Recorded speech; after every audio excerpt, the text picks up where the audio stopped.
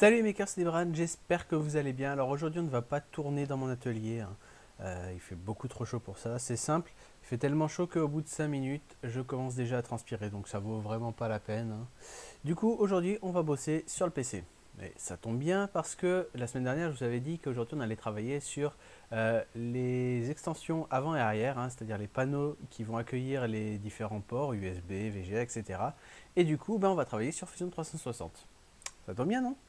C'est parti.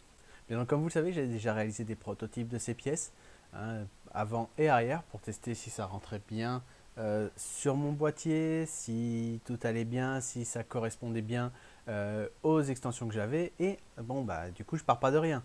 Donc, on va commencer par la plus simple, la face avant. Donc là, vous pouvez voir le modèle, hein, c'est vraiment quelque chose de très basique. Hein, on a trois ports dessus, le port de carte SD qui lui ne bougera pas, et les deux ports USB. Alors, ce modèle, je l'avais fait le design en partant sur des ports USB, des rallonges USB que j'avais, qui étaient assez larges, c'est-à-dire qu'il y avait au moins 4 mm de plastique autour de l'USB. Là, j'ai décidé de changer, de prendre vraiment le truc de base, le port USB avec juste la partie métallique. Du coup, il faut que je refasse les mesures. Alors, à la base, ce que je voulais faire, hein, vous pouvez voir, je modifiais les valeurs pour que ça corresponde pile aux mesures que j'ai faites de la pièce. Sauf que je me suis rappelé que j'allais imprimer ça probablement sur ma DaVinci. Et donc, il faut que je prenne en compte la tolérance de cette machine qui n'est pas géniale. Et du coup, plutôt que de prendre les mesures exactes, je vais rajouter un petit peu de marge, quitte à ce que ce soit un petit peu plus lâche, un petit peu plus, qui ait un peu plus de jeu. Mais là, c'est pas grave, je pourrais le faire tenir avec de la colle chaude. Alors que si c'est un peu trop étroit, là, il va falloir que j'attaque à la lime, c'est pas génial. Donc bref, là j'ai décidé plutôt de tout effacer et de recommencer, hein, sur ces deux ports plutôt que d'essayer de tout recentrer correctement. Donc j'ai créé tout simplement deux rectangles qui, comme vous pouvez le voir, sont beaucoup plus petits. Et ben là, il n'y a pas grand chose d'autre à dire, hein, au final, hein. Je m'assure juste qu'il soit bien centré. J'ai plus qu'à enregistrer, à exporter le fichier en STL et on peut passer au panneau arrière. Alors le panneau arrière va accueillir un peu plus de ports, il est donc un peu plus compliqué. On a deux ports USB, les ports audio, le port Ethernet et le port VGA. Donc je commence par les ports USB. Donc là, chose importante à savoir, c'est que ce panneau est plus épais. Et donc j'ai dû faire un rectangle un peu plus large en dessous, hein, pour pouvoir laisser passer le port USB. Parce que sinon la partie en plastique en fait ne passait pas, hein. Donc là, je m'étais déjà basé sur le bon modèle de port USB, mais je n'avais pas pris du tout en compte la tolérance.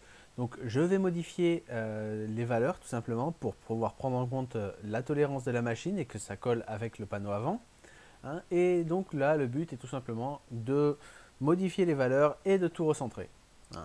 Donc que ce soit les rectangles de base et les rectangles extérieurs un peu plus larges. Donc il faut s'assurer que tout soit centré parce que si je modifie forcément que les rectangles où vont passer le port USB, les rectangles plus larges qui vont permettre au plastique de passer, si je les déplace pas non plus, si je les recentre pas par rapport au port USB en lui-même, eh bien ça passera pas. Voilà. Donc, une fois que c'est fait, on va pouvoir s'attaquer au port VGA. Et alors là, c'est un peu plus compliqué. Bon, déjà, à la base, ce que je veux faire avec le port VGA, c'est tout simplement mettre une petite pièce qui est un inverseur de genre, en quelque sorte, hein, qui va tout simplement me permettre de transformer une prise mâle en prise femelle, ou vice-versa. Là, le problème, c'est que je m'étais trompé, déjà de base, sur l'inverseur que j'avais pris, du coup, ça ne marchait pas, hein. Donc les dimensions ne sont pas exactement les mêmes qu'avec les bonnes pièces que j'ai fini par recevoir. Puis j'avais juste fait un rectangle. J'avais rien fait de plus, c'était juste pour tester. Donc maintenant j'ai la bonne pièce, je m'attaque au design final. Donc il va falloir que je modifie 2-3 trucs. Donc déjà je modifie les dimensions pour que ça colle avec la bonne pièce. Elles ne sont pas exactement pareilles, hein. Ça, bon bah voilà, ça c'est pas bien grave. Donc ensuite, ce que je vais faire, là vous pouvez voir, je commence à rajouter des lignes dans les angles.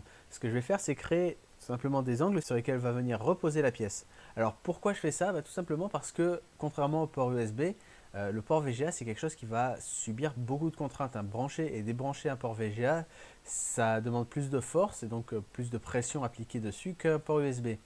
Donc il va falloir que je crée quelque chose pour soutenir le port VGA, enfin le petit inverseur de genre, parce que ça ne va pas suffire tout simplement de mettre de la colle chaude, hein. Et je vais éviter d'utiliser de la super glue ou autre.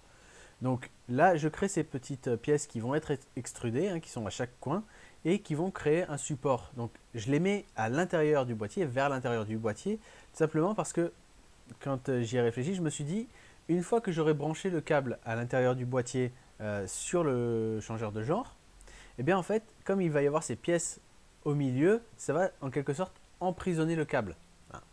Et du coup, il ne pourra plus bouger. Du coup, je pourrais facilement brancher et débrancher le câble extérieur qui reliera tout ça à un écran. Donc, à mon avis, c'est une idée qui est plutôt correcte. Ça devrait permettre de tout maintenir en place, sachant que les câbles de VGA, vous connaissez tout ce que c'est, hein, ils se vissent sur leur support. Et là, ça ne fait pas exception. Il y a des petits écrous dessus. Et donc, je pourrais venir visser le câble. Et donc, ça ne devrait plus bouger du tout après.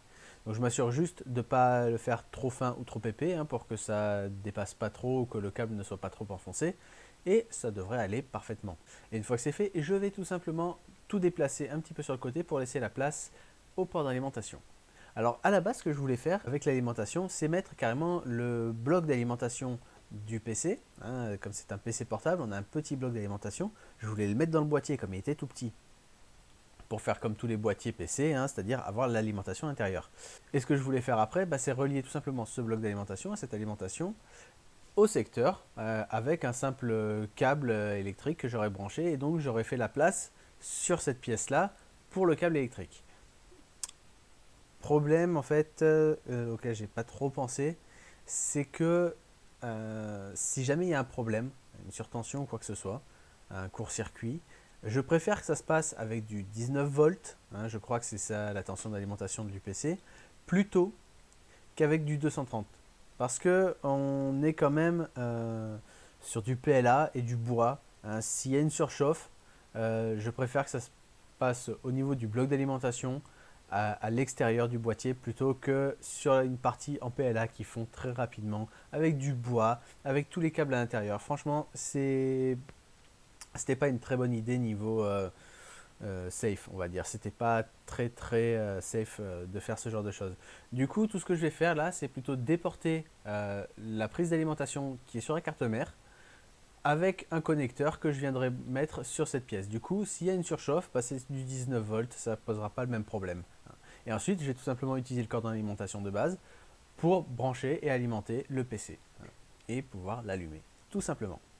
Donc, tout ce que je fais, c'est mettre ce cercle et un cercle en dessous plus large pour être sûr de pouvoir laisser passer la prise jack d'alimentation. Je ne sais pas encore trop ce que je vais faire. Je ne sais pas encore trop ce que je vais prendre. Hein. Je devrais trouver facilement ça sur internet, hein, donc il n'y a pas de souci de ce côté-là. Et ça devrait aller. Et maintenant, la pièce est terminée. Alors, je n'ai pas touché au port Ethernet parce que lui, il n'a pas changé, ni au port audio parce que je les ai toujours pas et que je sais que j'ai abandonné l'idée en fait de recevoir ce que j'avais commandé. Donc maintenant, tout ce qui me reste à faire, c'est enregistrer cette pièce et l'exporter en STL. Et j'aurai plus qu'à l'imprimer dans la semaine pour pouvoir, dans 2 semaines, assembler tout le boîtier et en finir avec ce projet. Donc dernière chose avant de finir la vidéo, ce dimanche, la chaîne Je suis curieux a sorti une vidéo sur 5 chaînes YouTube à découvrir. Je vous mets le lien dans la description et en fiche. Et en fait, je suis une de ces chaînes. Alors du coup, je tenais vraiment à le remercier pour avoir pris le temps de parler de ma vidéo. Franchement, ça me fait super plaisir. C'est voir que mon travail plaît à certaines personnes et qu'apparemment, il mérite d'être reconnu. Franchement, tout simplement, ça me touche en fait. Voilà. Donc merci à toi, hein, vraiment merci. N'hésitez pas à aller voir cette chaîne, ça parle de DIY, de projet DIY, c'est beaucoup plus varié que ce que je fais moi personnellement qui reste sur l'impression 3D et le laser. Donc franchement, ça vaut le coup d'aller jeter un œil, ces vidéos sont vraiment pas mal et ça parle vraiment de beaucoup de sujets. Donc n'hésitez pas à aller voir, il y aura forcément quelque chose pour vous dessus. Et encore merci à toi d'avoir pris le temps de parler de ma chaîne. Bien, donc c'est tout pour cette vidéo, j'espère que ça vous a plu, n'hésitez pas à réagir dans les commentaires, hein. Il ne reste plus que 2 semaines pour que je finisse ce projet, dans 2 semaines j'assemble le boîtier et j'allume le PC. Voilà, c'est décidé, je me suis mis cette deadline enfin, hein. Donc dans 2 semaines c'est terminé et on en aura fini avec ce projet. Donc si la vidéo vous a plu, n'hésitez pas à la partager, à mettre un pouce bleu, à vous abonner à la chaîne si ce n'est pas déjà fait et moi je vous dis à très vite, ciao.